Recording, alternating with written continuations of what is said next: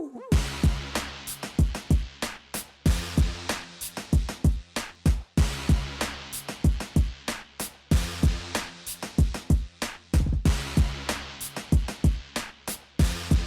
and welcome to Hopcast. Thanks for coming back, everybody. I'm Brad Chmielewski, My name is Ken Hunnemeder. and we got some mixed drinks.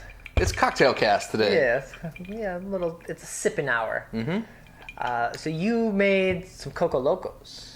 I did. You know, you come over. We like to get a little bit loose before the show, be a little bit more entertaining for you guys and ourselves as well. Doing a little cocktail this time, and I've been on a rum kick, so we're doing Coco Locos. So you were telling me about this the other night, and then I'm at the store. I was like, there's a Coco Loco beer. All right, yeah, we gotta go with that. So here we are. So I picked up the Coco Loco from Arcadia. I was like, oh shit, how am I gonna find another Coco Loco beer? But it's really, I guess, a triple chocolate stout. So then I found Fort Collins makes a double chocolate stout. All right. Yeah. What was the name of this one? Just a double chocolate stout. Yeah. Simple. They're not fancy.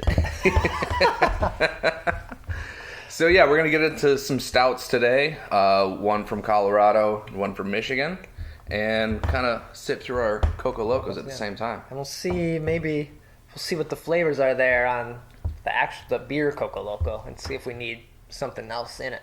I think if you're gonna have a Coco Loco, some stouts are a nice little sidecar. I don't know which one is the sidecar. We'll figure it out. We'll have another shot of rum over here. We can do that. All right, so let's start with the Fort Collins, because that is technically our double chocolate. All right. Yeah, let's give it a try. Let's do it.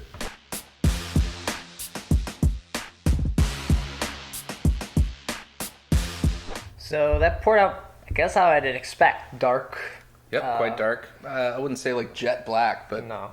very, very dark. But it is only, 8.7 or something? It's 8.5% Yeah. beer. So it's not like, I guess it is a stout, but it's not like Russian Imperial stout, like thick and dark and evil. So. It's a measly 8.5%. Kiddie drink here. Yeah. But aroma, yeah, you're definitely getting that chocolate, almost like a burnt roastiness too. I'm getting kind of a nutty character off the nose as well. This is obviously brewed with chocolate, the double chocolate stout. I think they mention coffee in here? Kind of getting a little bit of that. A bold chocolate nose induces deep roasty flavors with a coffee undertone. Yeah, so not actually brewed with coffee, just kind of has some of those lingering stout characteristics to it. Let's give it a taste. It's kind of yeasty as well. Yeah. Ooh, that's super cold. I think it was in the freezer. So it definitely needs to warm up a little bit. Did you do the rush chill? No, it was in there like all day. Forgot. So you were like, I'm going to be shooting the Hopcast at like 8 o'clock. Better put these in the freezer Yeah, at but I was 11 like, a.m. My fridge is real full of other stuff too. So I was like, the freezer's not.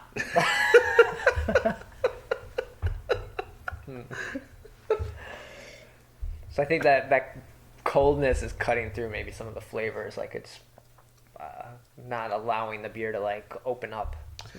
Yeah, it should definitely open up with a little bit of heat on it. But I get a nice kind of a roasty bitterness. That's pleasant. Yeah, it's not overpowering. I think if you like, I guess, chocolatey rich beers, like I think this would be right up your alley. Like it's not knock you on your ass while you're drinking. Yeah, and it's definitely a dry beer. So you think of big, 9% stouts, don't typically think of kind of an easier drinking dry finish, but this definitely. How's it go with the Coco Loco? Ooh, good question. All right. I'll go back to it. It's kind of nice having a chaser. It is. With us, You go back to the beer. It's like, oh, all right, get something different. Booze chaser. Yeah. Might have just got dangerous here on the Hopcast. Yeah. But you get some more of that like roastiness because the coconut and the sweetness from the Coco Loco, and then you get that dryness out of the beer. When you jump back to the beer, because this drink is fairly sweet. Some of those more bitter notes definitely jump out. And then Fort Collins, and they've been around for a long time. They're like just like, I guess, one of the staples that you almost look over when you're like perusing the shelf. You're like, yeah, I've been drinking those guys for years. Right, yeah. I've never been out to Fort Collins. Been out to Denver and a lot of the breweries around there, say like Avery or Oscar Blues and stuff like that. But I haven't been there, and I'd like to. I bet it's a pretty cool operation. It's probably pretty sizable, I would assume. Right, yeah. We've had their beer for a long time, and I know they're pretty widespread, or probably not everywhere, but a good amount. So it's got to be pretty nice. Yeah, nice solid beer. I think if you're definitely kind of, you lean towards the more malty side, and maybe you're in the camp of like, yeah, you like malty beers, but you're not into the super thick, viscous stouts and stuff like that, this is probably something right up your alley, yeah. So now the Coco Loco, it's saying it's a 7% triple. So I feel like this double triple thing, we're used to like the alcohol being the wording. It says triple on the box in the 4-pack. Oh, on the box, okay. Yeah. It doesn't say it on the bottle. Maybe it's because it's brewed with chocolate, molasses, and lactose. Oh, triple things. There's 3 times the things in it. I see. All right. Well, I think we'll sip on this. Maybe we'll let it warm up and report back after we're done with it here. Yeah, I mean, mine's already kind of warmed up a little, and it's definitely kind of a little bit more round. Some of the malty notes get a little bit more elongated. I like it. All right, let's finish this up and then jump into this and more of this and a little of that. Coco Loco.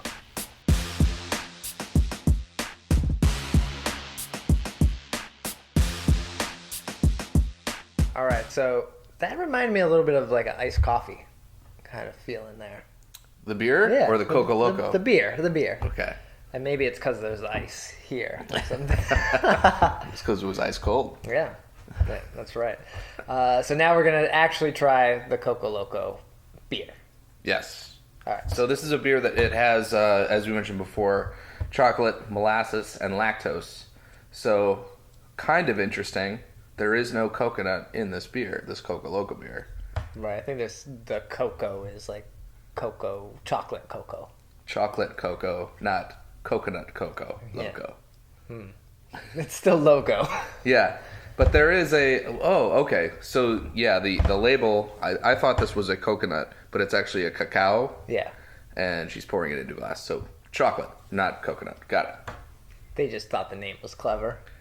I agree. And they got it before someone else was like, oh, let's do a rum beer and call it Coco Loco. They're like, nope, we have it. I wonder if they could still do that and just drop off the A, Coco Loco. All right.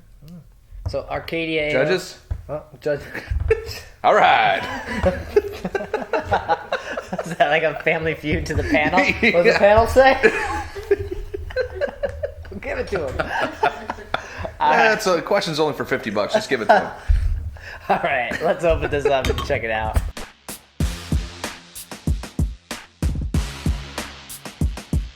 All right, so that poured out similar color. I think a little more like ruby to it. A little bit more head on this one. There was not a whole lot to speak of. Well, I got nothing. You got nothing over there. I got. Yeah, you had the first pour. I can't even bring up this head. That's really odd that ours are that different. I guess there it goes a little bit, but we're all right. But that's a interesting. I'm almost getting like a funky, just an odd flavor, like almost a sour. There's a little bit of fruitiness on it. It's definitely a less of a roasty type character coming off the nose for me than the double chocolate. A little bit more rounded, I think. All right, let's give it a try. That's not what I was expecting.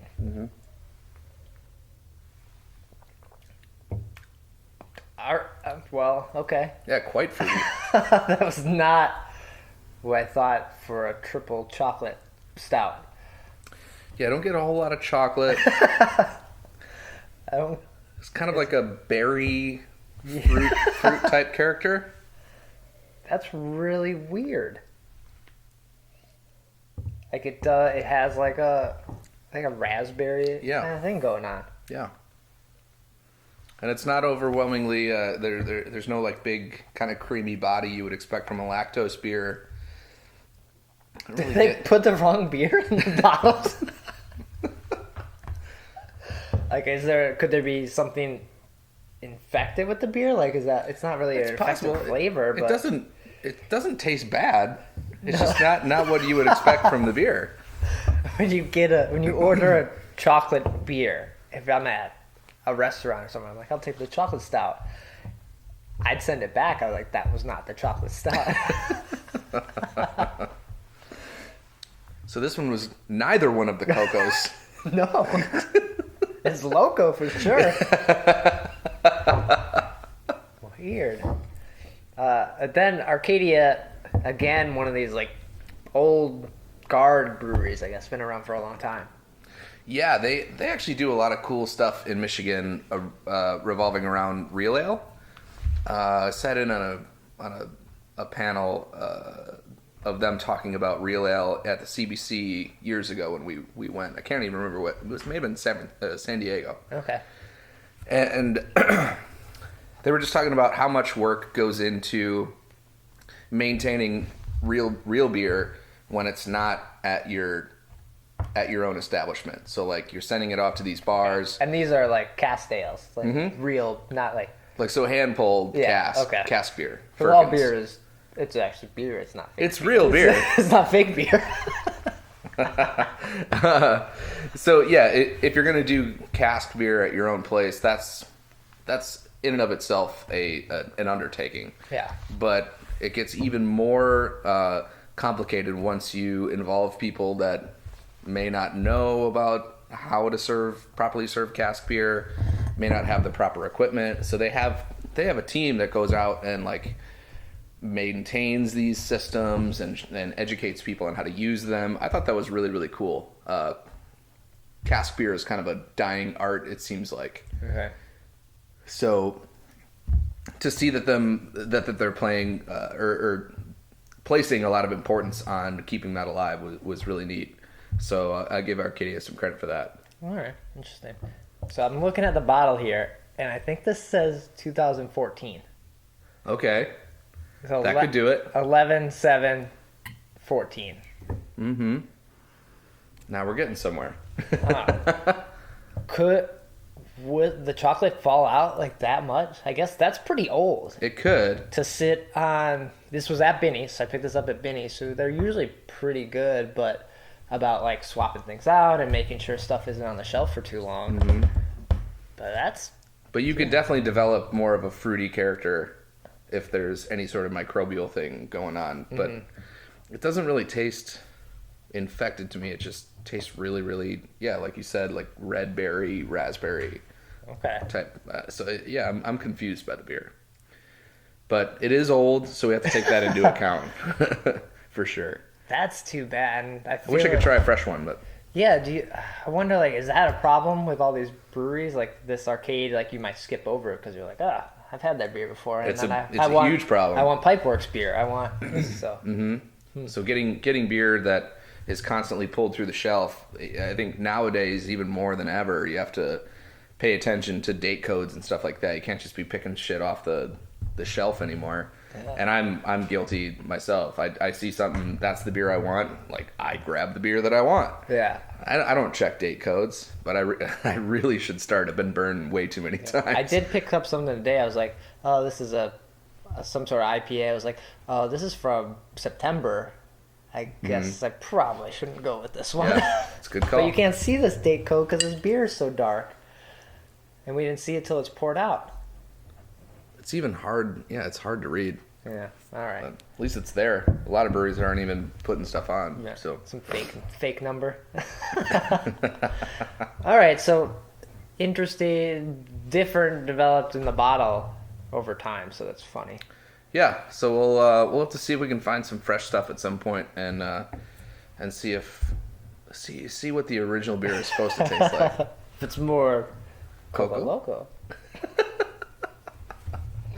Thanks for watching the podcast.